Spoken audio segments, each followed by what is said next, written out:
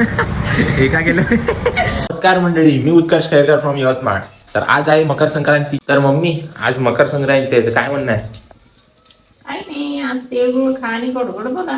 मम्मीने आज तिळाचा लाडू बनवला, तर ते खाऊन आपण दिवसाची सुरुवात करू. मित्रांनो, आम्ही कुंड्या लावल्या होत्या, तर बाजूच्या काकूने सांगितली की याच्यात गड्डे करायचे असते.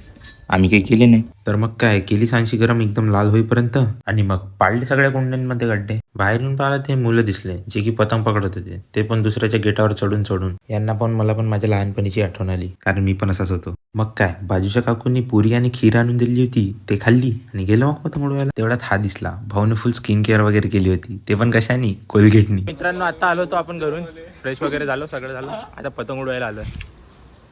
मित्रांनो, तुमचा भाऊ खूप एक्सपर्ट आहे म्हटलं पतंग उडवण्यात. जे पेचा टाकला ना त्याच्यात, मग डायरेक्ट आमची जे पतंग होती ते कटली. आता बसलो आम्ही चुपचाप. झाला का रे गोरा? इकडं बा. जाऊन पतंग डायरेक्ट लटकली तारावर. पकडली रे बा पुरण पतंग पकडली. मित्रांनो, हे बघा, हे असते प्रेम. भावाने पतंग काढल्यावर बहीण चेअर करायला आली. तर आपल्या दोन्ही गाडीचं काम निघालं होतं, ते करायला गेलो होतो. त्यानंतर मग घरी गेलो, जेवण केलं आणि मग परत पतंग उडवायला आलो.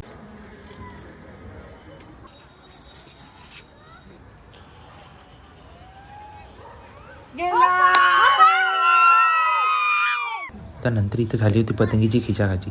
तर तुमचा भाऊ बघा कसा खिचतो.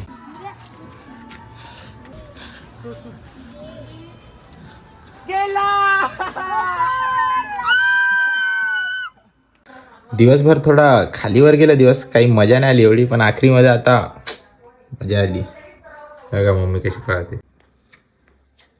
फ्रेश झालो, मग भूक लागली होती, शेंगदाण्याची चिक्की खाल्ली आणि मग गेलो जिमला. आल्या भाऊला भेटलो आणि मग मी चालू केला माझा वर्कआउट. आज मी मारणार होतो ॲप्स आणि शोल्डर. बघा मित्रांनो, पूर्ण जिम झालाय खाली, पण माझा वर्कआउट व्हायचा होता, म्हणून हा जिम बंद करायचा थांबू नये. तर लवकर एक ॲप्सचा लास्ट सेट मारला आणि वर्कआउट केला खतम. तर मित्रांनो, जिम मारून झालाय, आता चाललोय मी घरी.